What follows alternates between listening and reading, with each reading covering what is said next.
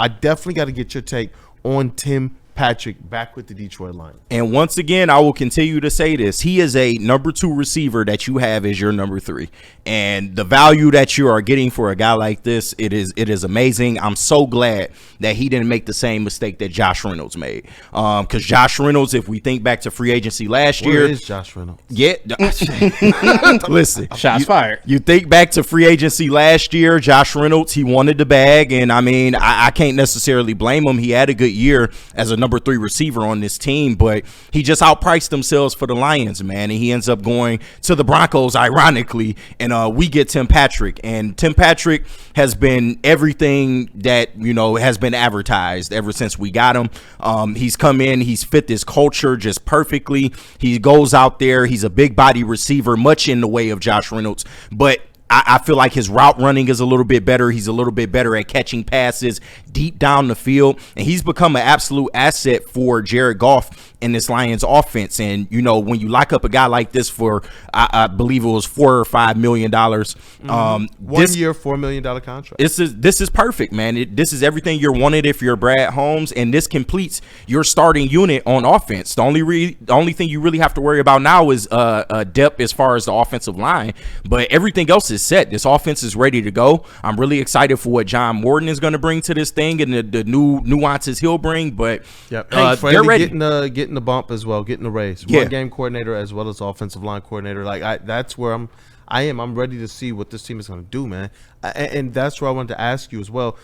Just kind of looking ahead at the draft, do you believe they need to go in and get another young wide receiver to add to this core? If they do, it'll be late round. Like we're talking maybe round 5, 6, or 7. You might look at a receiver, you know, maybe even an undrafted guy that you might bring in. That's but what my mind is kind of leaning towards. But some guy that they can bring in and probably bring along slowly, because that's what Tim Patrick, his addition, allows you to do. And that's what that's what the Lions have done in their past as well, you know, bringing in people like Maurice Alexander and people of that nature.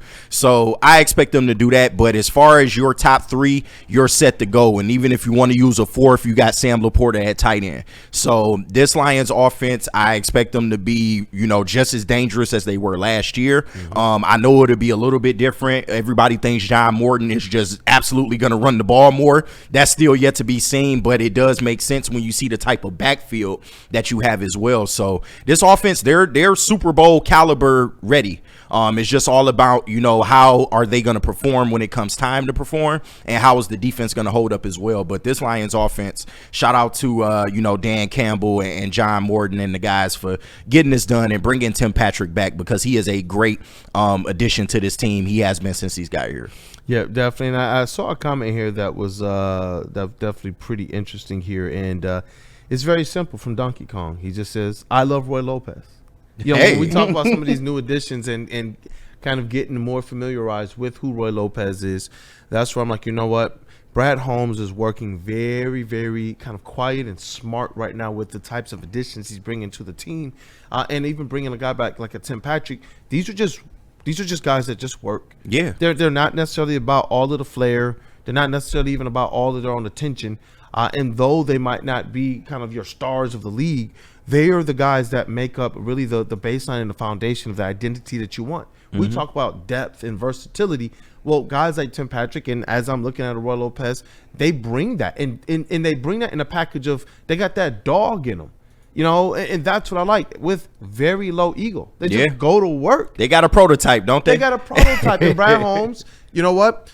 How dare us, because obviously we don't go even diving as deep as he does. How dare us not really believe? That's why we always say trust in Brad. We know he's going to cook something. Right. But how dare us not really know he's going to cook something? Yeah. You know, and I get it. I still want more pass rush help, but we got a whole draft ahead of us and opportunities to be able to kind of make things happen for this Detroit Lions team. And I get it. As fans, you know, we want to see different faces around here, you know, especially coming off a season in which you were disappointed. You set a franchise record in wins, but you did jack shit in the playoffs. So understandably so, you got a bitter taste in your mouth, and you want Brad Holmes to go out there and make as many moves as possible to make this team better. a lot of that is our own guys. And I know fans see that and they're like, what the hell? That's all Brad does. He signs his own guys. Well, if it ain't broke, don't fix it. And that's how I look at it. You were a 15-win team last year. You were a #1 seed in the NFC just last season. So there's not much changing that you really need to do. Yes, in certain areas you need to improve, but you bring up a guy like Roy Lopez. Yeah. And I'm so glad you brought him up, because if you just on the surface just look at what the Lions have done with their defensive line this year in free agency, you got DJ Reader, you got Aleem McNeil, who will be coming back hopefully in short order, probably the first 4 to 5 games of the season.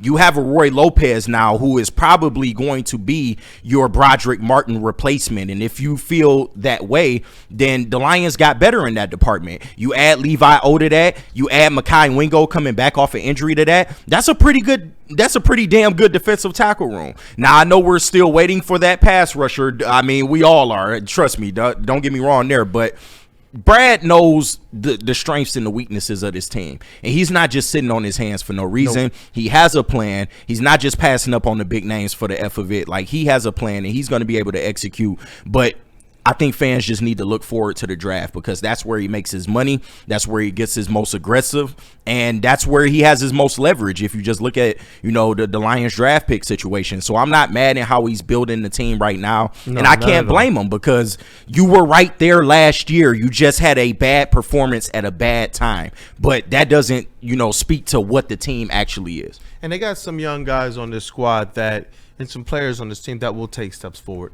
This is when we talk about Brad has a type, Brad guys. He's bringing in guys that fit this culture, and he says he builds for longevity, long term. Yeah. And so those guys, we see them step into this space where more times than not they're working out, they're panning out, and now these are the guys that we're depending on. Now as we can see it, 2, 3, 4 years into the Brad Holmes pipeline. And so, yeah, when he goes out there and he selects somebody, it leads me to believe that this is a player who, from a depth perception, and you talk about the bringing in a Rodgers, Kelvin Shepard now, the defensive coordinator. Mm-hmm. This is where I'm like, you know what? If these are the signings, I believe that it is to keep a lot of what they do good the same, but bringing in guys specifically that might be able to be available as it relates to the health concerns. Yeah. Too. So I do believe Tim Patrick on the offensive side is a guy that's going to be there. I do believe Roy Lopez is going to be a guy that's going to be there. Mm-hmm. And from everything I'm hearing from people who appreciate what Roy Lopez brings to the table, they say, bro, he is like just a downs eater. And he just works hard the entire time with that motor. And that's what I love, especially with what we're talking about from the bookends as well. And so I'm looking forward to not just these, the re-signing of a Tim Patrick, bringing back or signing a Roy Lopez, but I'm also looking forward to the internal growth that this team is going to make, that I do believe sometimes we undervalue. This team took steps forward. J-Mo took a huge step forward this year. Mm-hmm. Jahmyr Gibbs took a step forward this year. Even Amon-Ra St. Brown, knowing that now the target's on your back. Yeah. Now the defenses are all skewed towards you. I saw different coverages, tighter coverages on him, and more physical coverage than I'm really used to with Amon-Ra St. Brown. But these guys all still took that step forward. Penei Sewell and Co. So I'm looking forward to this team overall. I think that these are some strategic and specific moves that Brad Holmes has done to really, really bolster the foundation of this team. Yeah, and just to bring it back to the Roy Lopez type of players that they bring in, because like you said, they got a type. They go out there and they get people that are very, very passionate about football, and those type of players normally work here. We're not saying that Roy Lopez is the most athletic. We're not saying he's going to make the most plays, but he is going to be somebody that goes out there and contributes to this team. And if you like people like Dan Skipper, then you'll love Roy Lopez. If you like people like John Kaminsky, then you'll love Roy Lopez. We just go to work with our lunch pail. Exactly. I love it. And those type of players have proven to work here under this Brad Holmes regime. So I'm not mad at him taking a chance on a guy like this. And like I said, if you view him as a Broderick Martin replacement or just taking his spot on the depth chart, then the Lions got better. They did. And you know what? This is an interesting comment from one Mr. Matthew Kruger. He says, our entire defensive line is coming off of major injuries. You just think they're going to pick up and be exactly the same players? It's going to take some time. Well, that's why I do appreciate some of the more strategic moves that we see him making. Yeah. The platoon that they can now employ in place of Aleem McNeil. And look, Aleem McNeil is the dog. He is the one you want starting those minutes. And if he could be healthy from the start of the season, that's what you want. But if you don't have that, then Brad Holmes had to go out of his way to make sure that he could field something reputable in that time. And that's where I say, you know what? Brad Holmes is, in my opinion, really cooking up because he still has a quadri of draft picks to go and still bring more defensive line help to you, whether it's for rotational purposes, whether it's just for depth and versatility, or if he wants to be able to go and say, you know what?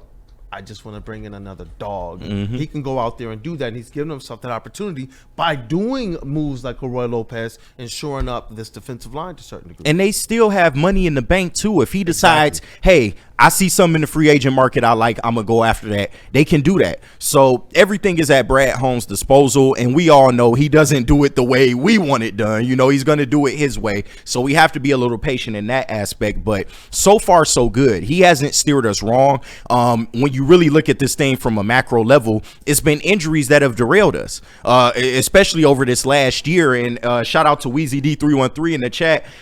He actually said, you're adding Hutch to a 15-2 team. And when you think about it, when you think about it from that aspect and just what they were able to do, even in the face of injury last year, should show you that Brad Holmes and his ability to build a team, like that should be unquestioned at this point. He knows how to put guys out there that, one, love football, and two, that'll give their all on each and every down. And I think that's the difference. And then what's the other half of that battery? Brad Holmes is identifying them. But Dan Campbell just has a way to really bring that dog out of them out there on the football field where we could say, oh, these players are having their best career years. Yeah. We saw what Carlton Davis did last year. We've seen what David Montgomery has done, man. Yeah. These players coming from the outside are coming here and they are thriving, man. And that's what I love, whether it's who they're picking in the draft, who they're signing, who they're trading for. They're largely having success with identifying who the dogs are, who the guys are with low egos, who the guys that are going to be excited about being here and representing Detroit, and then being able to make sure that they execute that out there on the field, man. And I've been pleasantly surprised. When Tim Patrick was signed, I didn't know what to expect. I really didn't, especially from a guy that's playing a 3 or 4 receiver role. Well, I did. Role.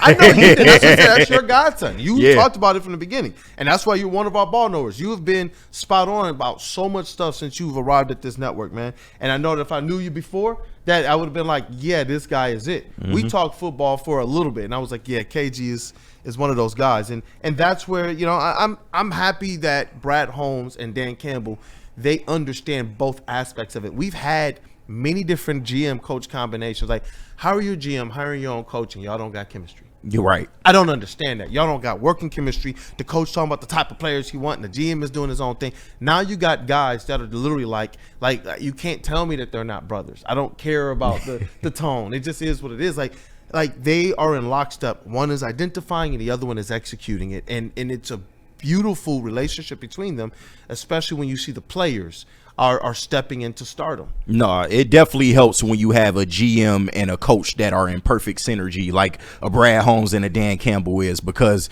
you know, they built this team in their image, and this is the type of players that they want to bring in. They want to bring in people that are tough, that are not just gonna, you know, when shit gets hard, they not just gonna go out there and give up. You know, you want somebody that's gonna fight for every single yard when you're out there. And when you have a whole team, a whole roster comprised of players with a like mindset, that's what makes this team dangerous, man. So once again, like you was cooking, bro, like I'm really looking forward to what this Lions team is going to look like. And listen, I know the flashy names have not come here, or that they haven't went out and sought after the flashy names, but you don't need to add much to this mix. Like, of course, we will all like a superstar player here, but it's not necessary. And I think that's what the fan base has to realize. Yeah, and this is my last question to you before we move on to a little bit of a TPB. We got to talk about those Pistons. Is this Brad Holmes cooked up in a way that I think makes them the most deadly player at next season's trade deadline? Really? That's what I think. Think about it. What he's done to bolster their lineup right now. Yeah. They don't have to go out and overpay for something. They can, at the trade deadline, see what they need, like they did this previous season and then choose to say we need to make a move now? What if they sell out short right now and then more problems spring up later? Right. So by going and bringing in guys like Roy Lopez, securing a Tim Patrick, bringing some of the other re-signings that we brought, we're like, why would they go and bring this guy back? Or hey, okay, they brought this guy back. I think it's to be able to say, okay, we like our dogs, we got our team, we filled in depth where we might be a little bit weak, and now it puts them in position to kind of play things the right way, let Aleem come back, and if there are needs, then they can go at that trade deadline and say, you know what, we got the most cap space.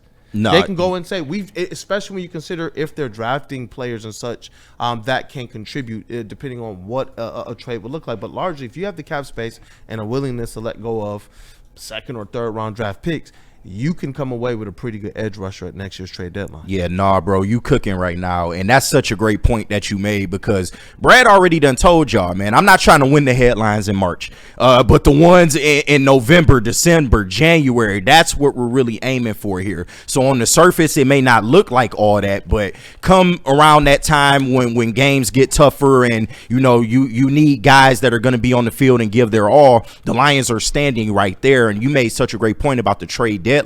He's absolutely leaving himself open for the trade deadline. And when you just listen to some of the stuff that we've heard over the past couple of years, he tried to go after Danielle Hunter in 2023 at the deadline. It didn't work. Yep, the reports have been out there. He asked about Myles Garrett when he went and got Zadarius Smith at last year's deadline. Brad Holmes is a very active GM. And just because he hasn't made that big splash move yet doesn't mean he won't. It just has to be right. It has to line up with his vision and his timeline. And I'm not mad at that. But you can expect Brad Holmes to absolutely be very active at the trade deadline if there's a piece on this team that can push us over the top. You saw it with Z last year. Unfortunately, you know, it worked to a certain degree because he came in and contributed, but it didn't end in the ultimate goal. But I mean, you can't sweat him for trying, and that's all we want to see Brad Holmes do, is go out there and try to make these moves happen, and that's what he's done. The chat just wants Big Z. I want him back. They just want Big Z. I want him back. I think we all do. Damon Jefferson paid Bring him home. Big Z hoof-hearted. The longer Z stays on the market, the more likely it is that he comes back. Randall Hopefully. Smalls, does anyone know what Zadarius' projected cost per year is? So great. Zadarius was such a great culture fit. Still don't understand why we cut him. If they believe they have a chance to bring him back, then I do. And if you do care about, hey, look, man, you could potentially get more money out there in the market than what we can offer. Right. And if cutting him saves a little bit of money, I can understand that.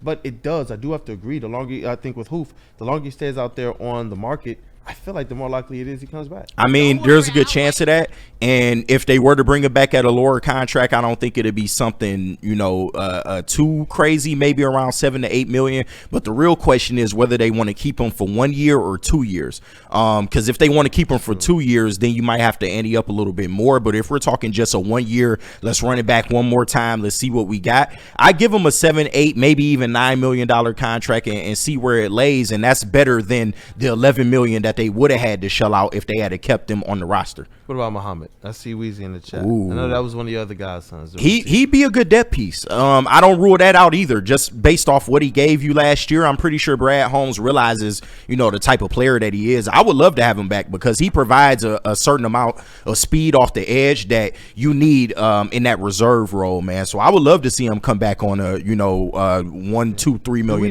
contract. If he's backing out, I actually don't know. I haven't seen that he's back. I haven't seen it. He's still out there. I thought. Yeah.